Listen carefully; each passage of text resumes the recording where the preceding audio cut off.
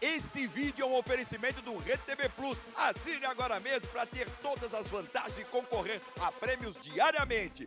www.redetvplus.com.br. Boa noite, está no ar o Rede TV News. Seja muito bem-vindo, boa noite para você. Foi enterrado hoje em Patrocínio, no interior de Minas Gerais, o corpo de um candidato a vereador assassinado pelo secretário de obras da cidade. A vítima foi surpreendida quando fazia uma transmissão ao vivo com denúncias contra a prefeitura. O corpo do candidato a vereador Cássio Remes, do PSDB, foi enterrado no início da tarde de hoje. Cássio Remes foi assassinado ontem à tarde. A vítima criticava ao vivo pela internet obras feitas por funcionários da prefeitura em frente ao comitê do atual prefeito, Deiró Marra, do PSB, que é candidato à reeleição. Durante a transmissão, ele foi interrompido pelo secretário de obras da cidade, Jorge Marra, que é irmão do prefeito. Está aqui agora o secretário querendo chegar aqui para me agredir, entendeu? Não, você tá querendo... Não quero meu telefone. Outro vídeo mostra a vítima no capô da caminhonete do secretário, sendo arrastada, enquanto tentava recuperar o celular. A confusão continuou até o estacionamento da Secretaria de Obras. As câmeras de segurança do local registraram Cássio Remes e Jorge Marra discutindo. O secretário foi até o carro e pegou uma arma. Jorge Marra atirou 5 vezes contra a vítima e fugiu. A caminhonete usada na fuga foi encontrada nesta sexta-feira na cidade de Perdizes. Dentro do veículo, os policiais encontraram a arma do crime e o celular que era da vítima. A investigação agora vai apontar se o assassinato teve motivação política. Tem uma polêmica aí, né? Se é latrocínio, se for um roubo seguido de morte, roubou e depois para assegurar a posse do celular, ele matou porque não queria devolver o celular. Ou se realmente ele roubou ali, queria roubar o celular e matou porque já tinha uma rixa, ele já tinha essa vontade pretérita de matar. Então vai depender muito agora da análise dos autos. A Polícia Civil já pediu a prisão preventiva do suspeito. Jorge Marra está foragido e já foi exonerado do cargo. Cássio Remes era advogado, foi vereador de Patrocínio por 2 mandatos e também foi presidente da Câmara. Ele tinha 37 anos e era casado. Um assaltante foi baleado pela polícia durante uma perseguição no final da tarde de ontem em Campinas, no interior de São Paulo. Câmeras registraram toda a ação. As imagens mostram o ladrão em fuga com o carro que havia roubado momentos antes.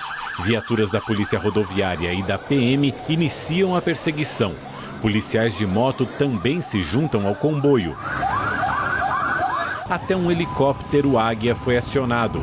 O criminoso entra em uma favela e passa a circular em alta velocidade por ruas e vielas.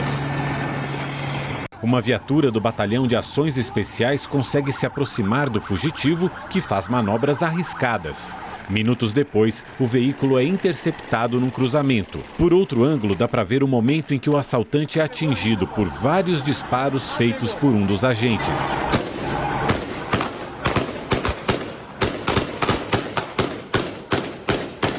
O homem morreu no local. Em nota, a Polícia Militar disse que durante a perseguição, o fugitivo apontou várias vezes um revólver para os PMs. Uma arma de plástico foi encontrada dentro do carro. Uma testemunha que por muitos anos teve medo de depor, contou que viu Patrícia Amieiro viva dentro do carro e presenciou a ação dos policiais militares envolvidos no caso. A engenheira desapareceu em 2008 e o corpo dela nunca foi encontrado. A nova testemunha, que por muitos anos sentiu medo de se identificar, resolveu contar ao Ministério Público a cena que viu no dia em que a engenheira Patrícia Amieiro, de 24 anos, teve seu carro fuzilado por policiais militares quando voltava de uma festa no Morro da Urca, no Rio. O advogado da família da vítima, que teve acesso ao novo depoimento, conta que a testemunha, um taxista não identificado, viu o momento exato que os agentes retiraram o corpo da engenheira do carro e ainda com vida. Ele assiste essa perseguição, informa que viu quando a Patrícia foi alvejada, quando o carro sofreu o desvio direcional, quando o carro caiu com a roda para cima e quando os policiais tentavam tirar o corpo de Patrícia dentro do carro. sendo certo que, inclusive, ela estava viva. Esse novo relato do taxista pode ser peça fundamental para uma reviravolta no processo. Em dezembro do ano passado, os 4 policiais envolvidos no crime foram a júri popular. Marcos Paulo Nogueira Maranhão e William Luiz Nascimento foram condenados a 3 anos de prisão por fraude processual, justamente por terem modificado a cena do crime. Porém, foram autorizados a recorrer em liberdade. Já Fábio Silveira Santana e Márcio de Oliveira Santos foram absolvidos durante o julgamento. Nenhum deles respondeu pelo crime de homicídio. Agora, com esse depoimento anexado ao processo, os familiares de Patrícia vão entrar com um novo pedido de júri popular. Segundo eles, está comprovado que os policiais militares mataram e ocultaram o corpo da engenheira. Não ajudaram como eles mataram nossa filha, entendeu? São muito covardes mesmo. Em vez de ajudar, sumiram com o corpo dela. Em junho de 2008, a engenheira voltava para casa quando seu carro foi alvo de vários tiros. Os policiais foram acusados de atirar por acharem que o veículo era de um traficante. A defesa dos PMs alegou que Patrícia estava em alta velocidade e, por isso, a jovem perdeu o controle e colidiu contra 2 postes e uma mureta. O carro foi localizado dentro de um canal na Barra da Tijuca e o corpo da engenheira não foi encontrado até hoje. É muito provável que haja um novo júri e essa testemunha depondo, ou mesmo não depondo, com o depoimento dela, haja a possibilidade de se buscar justiça, fazer a demonstração de que a verdade, por mais que demore, acaba sempre surgindo, aparecendo, florescendo. Em nota, o Ministério Público disse que vai pedir a anulação do julgamento para que seja determinado um novo júri. A Secretaria de Estado de Polícia Militar informou que os policiais envolvidos estão respondendo a processo administrativo disciplinar que podem resultar em exclusões da corporação. Todos seguem em atividades administrativas. Nego Xaria, um dos criminosos mais procurados do país, foi preso em São Paulo. O ex-PM é suspeito de participar de roubos a pelo menos 30 agências bancárias. Desde setembro de 2015, Leandro Xarias, conhecido como Nego Xaria, era procurado pela polícia. Para não ser encontrado, mudava muitas vezes de endereço. Só em junho, a polícia descobriu onde ele estava. Depois de meses de planejamento, ele foi preso na zona leste de São Paulo. O ex-PM vivia com a família e não reagiu à ação da polícia. Em setembro de 2015, nossas equipes tentaram capturá-lo, ele conseguiu escapar e desde então ele tornou-se um alvo prioritário das buscas da delegacia. E nessa data nós conseguimos localizá-lo numa residência. Montamos uma estrutura, uma operação grande para poder impedir qualquer possibilidade de fuga. Posicionamos atiradores e conseguimos fazer um cerco em todas as residências, de modo que ele foi surpreendido e não tinha possibilidade de fuga.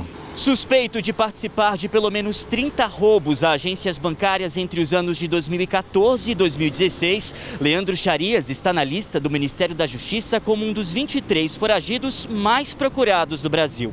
Além disso, o ex-policial militar é condenado por crimes como extorsão mediante sequestro. Segundo a investigação, o último caso que o suspeito se envolveu foi em dezembro do ano passado, quando bandidos tentaram invadir uma agência do Banco do Brasil em Campo Grande, no Mato Grosso do Sul, usando um túnel com 60 metros de comprimento. Ele fica preso em São Paulo no primeiro momento, não será divulgado a prisão que ele será encaminhado, e depois ele responde esses processos na justiça, né? Aí cabe a vara das execuções e a Secretaria de Administração Penitenciária dar destino a ele dentro dos presídios. 4 prefeitos e um ex-deputado de Rondônia foram presos hoje pela Polícia Federal numa operação conjunta com o Ministério Público. Os investigados são suspeitos de crimes contra a administração pública após denúncia de um empresário. Os 4 prefeitos presos foram Gislaine Clemente, do MDB, prefeita de São Francisco do Guaporé, Luiz Ademar Choque, do PSDB, prefeito de Rolim de Moura, Marcito Aparecido Pinto, do PDT, prefeito de Ji-Paraná, e Glaucione Maria Rodrigues Neri, do MDB, prefeita de Cacoal. além do marido dela, o ex-deputado estadual Daniel Neri.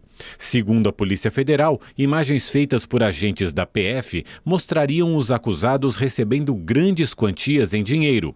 O grupo teria movimentado mais de R$1,5 milhão de reais ilegais. Por isso, a Justiça determinou o bloqueio da conta dos alvos da operação. As investigações tiveram início em dezembro de 2019, após uma denúncia feita por um empresário que prestava serviço para as prefeituras investigadas. A suspeita é de que as administrações estivessem cobrando propina de prestadores de serviço. Os advogados da prefeita de São Francisco do Guaporé, Gislaine Clemente, e do prefeito de Ji-Paraná, Marcito Aparecido Pinto, informaram que não vão se posicionar sobre as prisões. Nós entramos em contato com a defesa dos demais envolvidos, mas não tivemos retorno. Um homem foi preso hoje na zona norte de São Paulo por aplicar golpes na Previdência Social. O esquema teria movimentado aproximadamente R$1 milhão. O homem de 57 anos era procurado da Justiça por estelionato e respondia a 5 processos. A Polícia Militar recebeu uma denúncia anônima e foi até a casa do suspeito. Após ser abordado, ele afirmou que praticava golpes na Previdência Social. No local foram encontrados diversos documentos falsos, como cartões, CNH, RG, extratos da Previdência e carteira de trabalho. Ele utilizava esses documentos para fraudar o INSS e realizar saques de aposentadoria, se passando por outras pessoas. Esse mesmo indivíduo, ele está envolvido em diversos delitos, em diversas fraudes que envolvem o nosso sistema de seguridade social. As fraudes que ele está envolvido se aproximam de quase R$1 milhão. Em 2016, ele já havia sido preso dentro de uma agência bancária no centro de São Paulo, quando tentava sacar um benefício irregularmente. Depois de novas vistorias, mais agências do INSS foram aprovadas para atendimento presencial. Das 25 inspecionadas hoje, todas foram consideradas aptas, algumas com restrições. 7 estão no estado de São Paulo, que ainda opera com um número de atendimentos bem abaixo da média. A cuidadora de idosos até que deu sorte. Ela fez uma cirurgia em 17 de setembro e, no mesmo dia, agendou a perícia para hoje. Agora é aguardar o resultado, que vai sair só às 9 horas da noite. Falei agora, pro perito, desde que começou a pandemia, eu ainda não fui trabalhar. Porque eles também são de alto risco, né? Aí eu estava com essa cirurgia já marcada já há 3 anos. Aí agora que saiu. Mesmo com a derrubada da liminar que suspendia o atendimento presencial, São Paulo tem menos da metade das agências abertas funcionando. Das 79 que estão aptas a fazer perícia médica, apenas 38 estão em operação. Dos 201 peritos aptos do estado, só 119 voltaram ao trabalho. Em todo o país, mais de 1,5 milhão de processos estão na fila do INSS. Pouco mais de 760 mil são de pessoas aguardando perícia médica. Em abril, o governo federal autorizou a antecipação de pagamentos de auxílio-doença sem a realização de perícia médica. O valor é de um salário mínimo, R$ 1.045.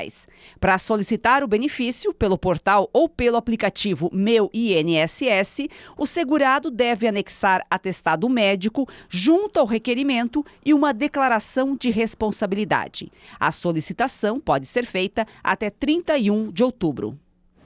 O presidente Jair Bolsonaro passou hoje por uma cirurgia em São Paulo para retirar um cálculo da bexiga. O presidente Jair Bolsonaro chegou ao Hospital Albert Einstein por volta das 7 da manhã. A cirurgia, considerada de baixo risco e pouco invasiva, foi realizada por um urologista com acompanhamento de um cardiologista. Pouco antes das 11 horas da manhã, o boletim divulgado pela equipe médica informou que o cálculo da bexiga foi totalmente retirado.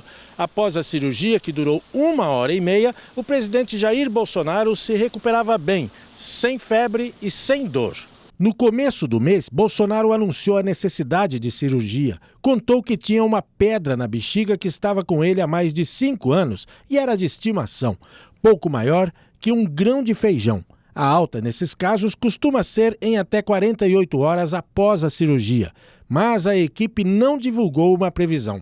As visitas estavam suspensas até o início da tarde. Um apoiador apareceu na porta do hospital para entregar uma tela com o rosto do presidente e conseguiu deixar o quadro com a assessoria.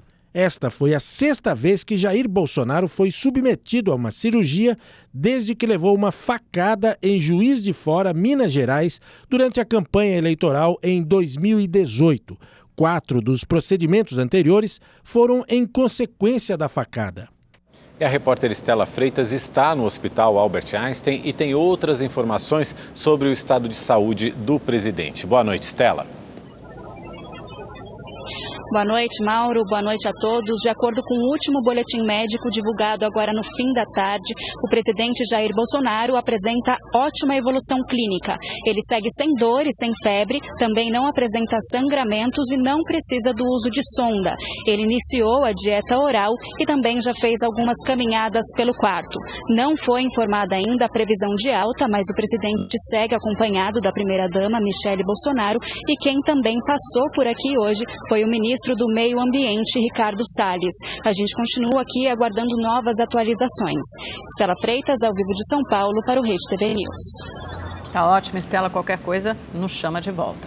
O Instituto Butantan de São Paulo teve a aprovação da Anvisa para ampliar a testagem da Coronavac. A vacina chinesa já está em testes entre profissionais de saúde brasileiros. Até agora, mais de 5 mil voluntários participaram. A meta é envolver 13 mil pessoas na pesquisa.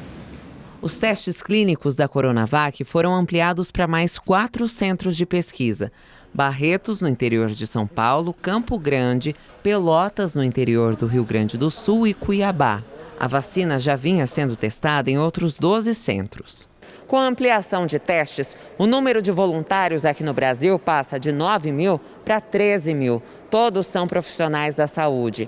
O objetivo é acelerar a aprovação e o registro da Coronavac pela Anvisa. Com esses dados, com essa eficácia demonstrada, os dados são oferecidos à Anvisa, que vai analisar, então, todo o dossiê, e também, paralelamente a isso, a Anvisa está certificando o produto. O governo de São Paulo segue otimista para o início da distribuição das doses em dezembro. O estudo está atualmente na fase 3 e agora vai dividir os voluntários em 2 grupos iguais. Metade dos participantes toma a vacina e a outra metade um placebo, mas sem saber a qual grupo pertencem. A primeira etapa nós devemos consumir cerca de 15 dias, mas já nesse período a gente inicia o processo para a estruturação da compra de insumos e toda a logística para a testagem das outras 577 mil pessoas envolvidas.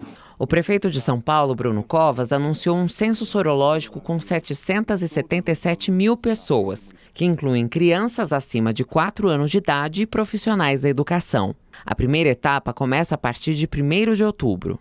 Os 93 mil profissionais até 60 anos de idade, 45 mil alunos do 9º ano do ensino fundamental, 41 mil alunos do 3º ano do ensino fundamental e os 2.400 alunos que nós temos no ensino médio. Com a melhora dos números da pandemia no estado, o Hospital de Campanha do Ibirapuera vai encerrar as atividades no dia 30 de setembro.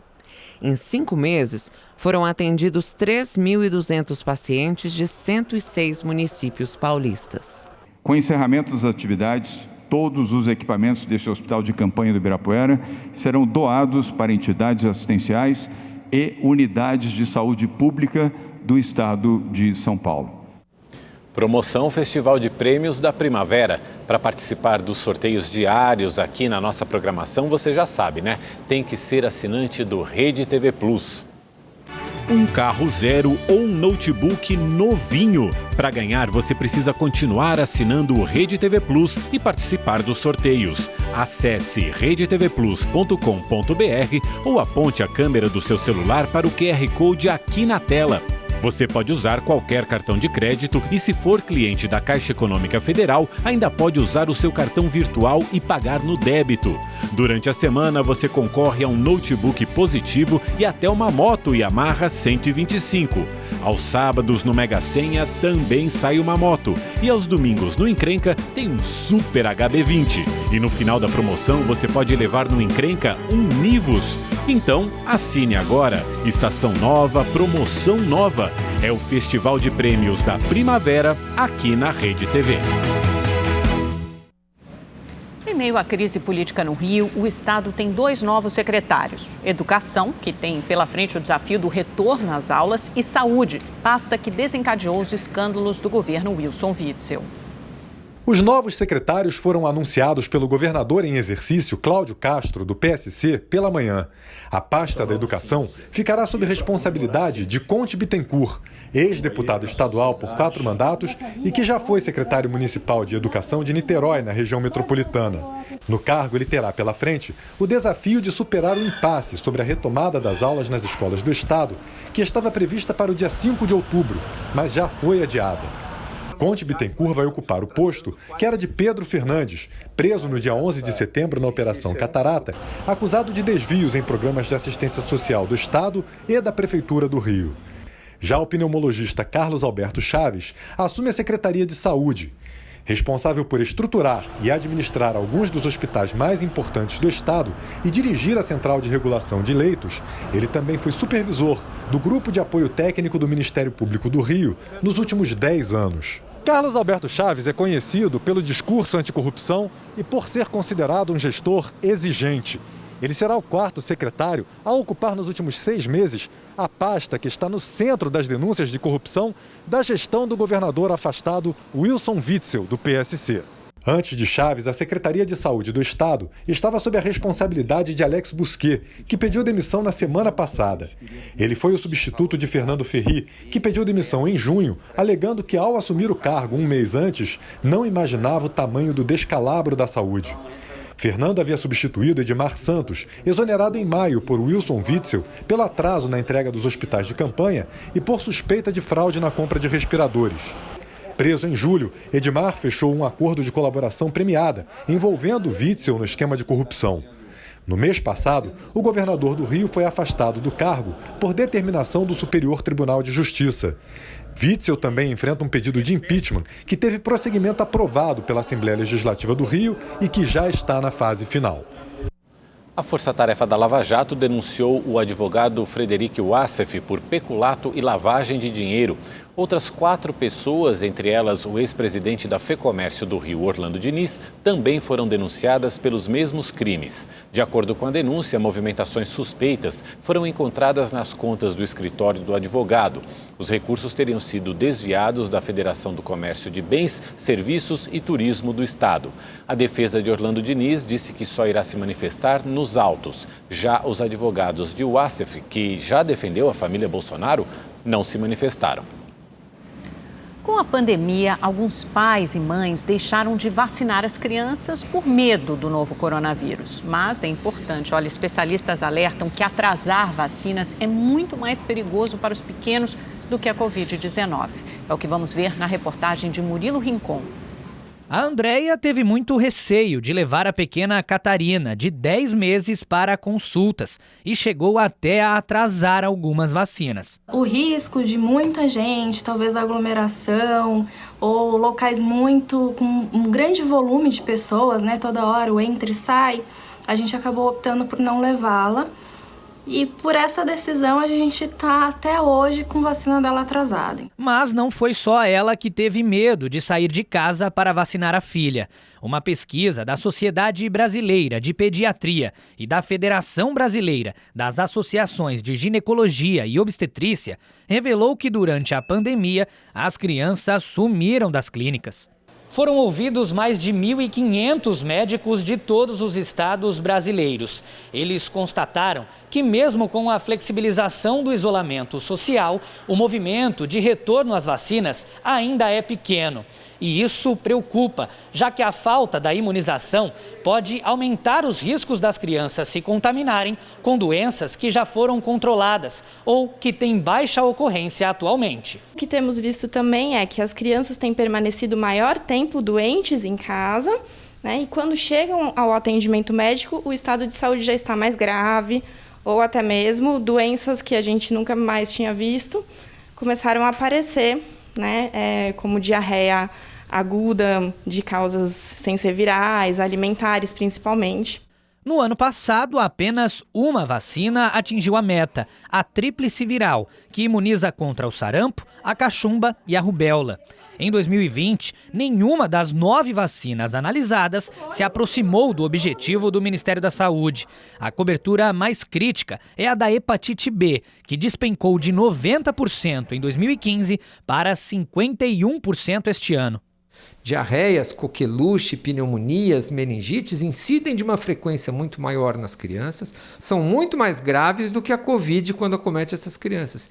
Então não vale a pena deixar de vacinar seus filhos com receio da Covid e colocando em risco contra muitas outras doenças que são mais graves e mais frequentes nas crianças. A Andréia já entendeu o recado. É muito importante que todas nós, mães, vacinemos sim os nossos filhos, com toda a cautela, com toda a precaução, mas que o Covid não impacte nas doenças que já foram erradicadas, que elas não voltem à tona com toda a força novamente.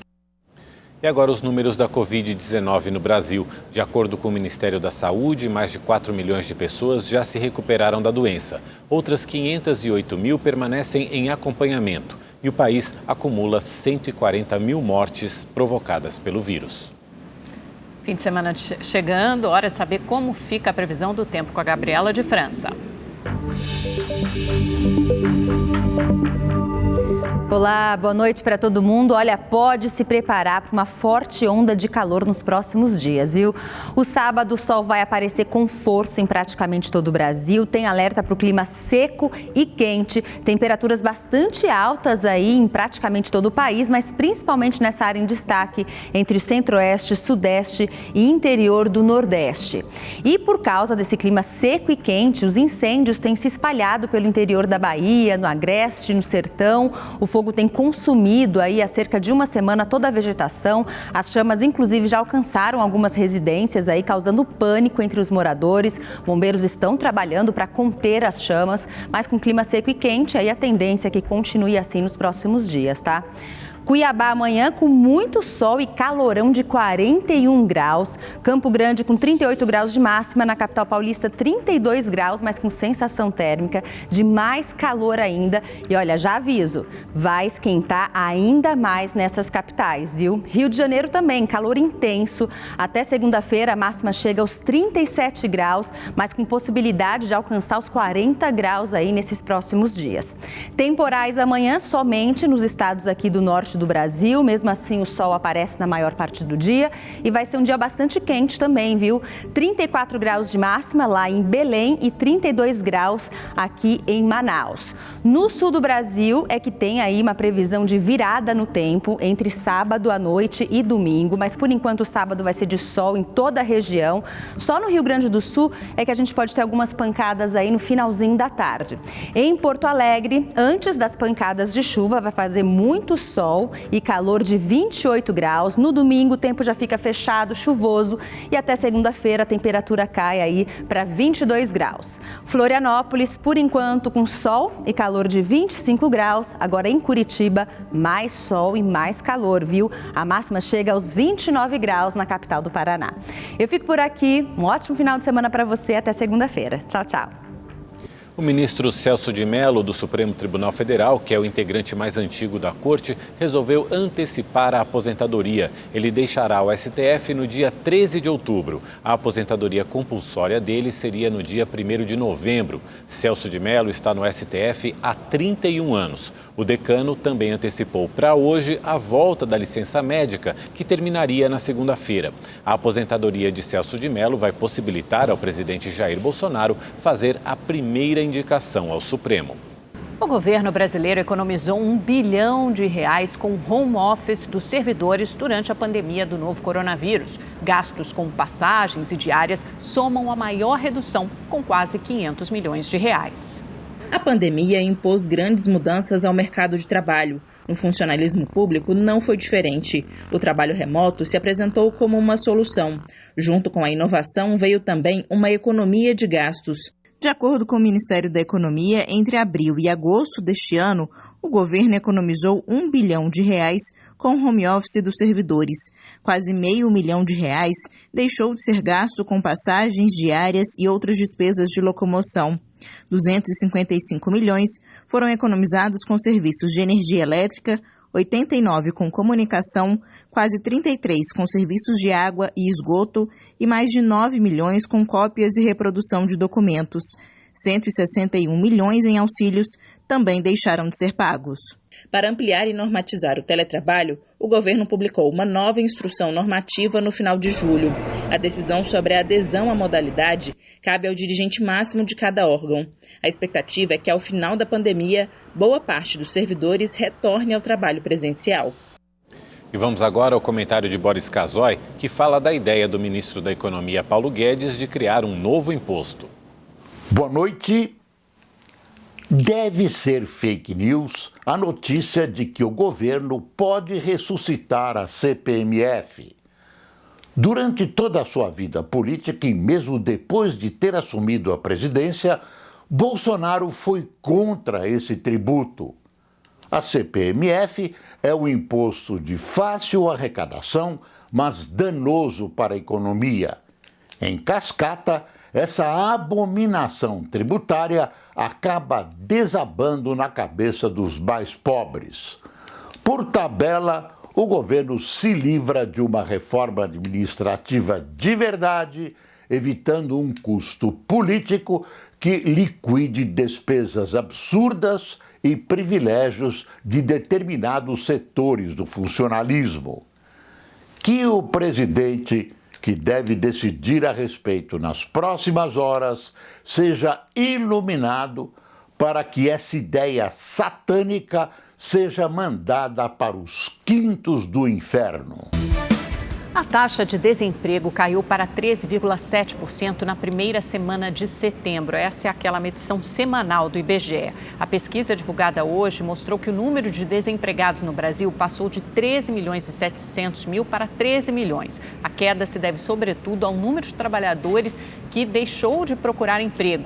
Em maio, quando teve início esse levantamento, a taxa era de 10,5%. E o desemprego, um dos destaques da nossa analista de economia, Salete Lemos, no resumo da semana. Olá, boa noite a todos! Desemprego é um dos destaques do nosso resumo da semana. Desemprego que cai devagarinho, é verdade, mas devagarinho também a economia brasileira vai se recolocando nos trilhos da nova ordem econômica, nova ordem trazida pela pandemia do coronavírus. E por que digo isso? Porque nesta semana nós tivemos alguns indicadores muito importantes, a começar pela indústria. Indústria com aumento de produção e geração de emprego, comércio varejista com crescimento de vendas, setor de serviços retomando fôlego para uma arrancada de atividade, ou seja, o caminho é esse mesmo. Eu sei que você está preocupado com a inflação, eu também estou, porque também vou ao supermercado. Mas, gente, essa alta é pontual e eu acredito. Ontem tivemos uma reunião no Banco Central, eu tive a oportunidade de acompanhar a reunião de técnicos e diretores, e todos foram unânimes em dizer que essa alta da inflação é pontual, portanto, não é tendência, não coloca em risco, não significa que a inflação vai subir e que a taxa de juro também vai subir. Não, e não vai se estender para 2021. Isto, claro, se retomarmos as reformas constitucionais, a começar pela administrativa, que coloque em equilíbrio, com algum equilíbrio, as contas públicas. Esse sim, Desafio Brasil 2021. No mais, te vejo na próxima sexta. Até lá. E o Rede TV News fica por aqui. Obrigado pela companhia. Uma ótima noite para você. Bom fim de semana. Até segunda.